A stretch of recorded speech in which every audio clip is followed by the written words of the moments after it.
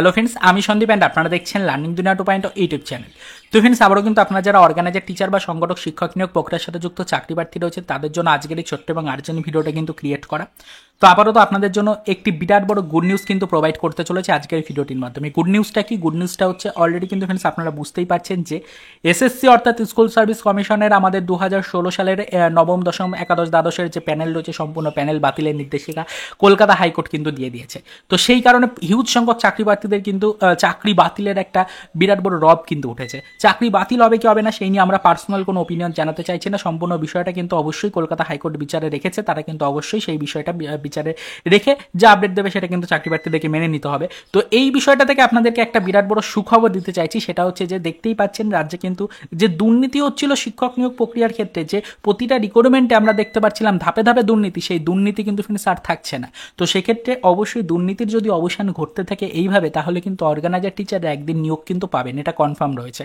আপনারা যে বিষয়টা নিয়ে আশঙ্কার মধ্যে থাকেন যে বিরাট বড় দুর্নীতি চলছে আমাদের শিক্ষক নিয়োগ প্রক্রিয়ায় রাজ্যে, তো সেক্ষেত্রে কিন্তু অবশ্যই অর্গানাইজার টিচারটা হয়তো আর কোনোদিনও নিয়োগ পাবে না। তবে অবশ্যই অর্গানাইজার টিচার বা সংগঠক শিক্ষক নিয়োগ প্রক্রিয়ায় গতি আসার আরও একটা সম্ভাবনা কিন্তু আজকের ডেটে দাঁড়িয়ে উঠে আসলো।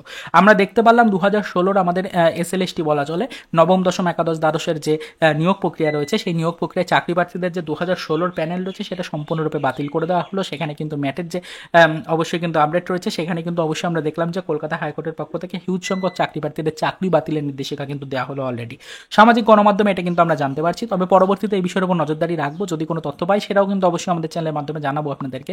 তবে এই নিয়োগ প্রক্রিয়ার যে রায় আসলো সেখান থেকে আপনারা বুঝতেই পারছেন যে রাজ্যে নিয়োগ প্রক্রিয়া কিন্তু আর কোনো ধরনের দুর্নীতি থাকার সম্ভাবনা কিন্তু নেই। তো সেক্ষেত্রে অবশ্যই অর্গানাইজার বা সংগঠক শিক্ষক নিয়োগরা অবশ্যই কিন্তু একদিন নিয়োগ কিন্তু পাচ্ছেন, এটুকু কিন্তু কনফার্ম রয়েছে। চাকরিতে আর কিন্তু কোনো দুর্নীতি থাকার সম্ভাবনা কিন্তু আপাতত নেই। আশা করি বর্তমান পরিস্থিতিটা বুঝতেই পারছেন। তো আপাতত এই পর্যন্তই।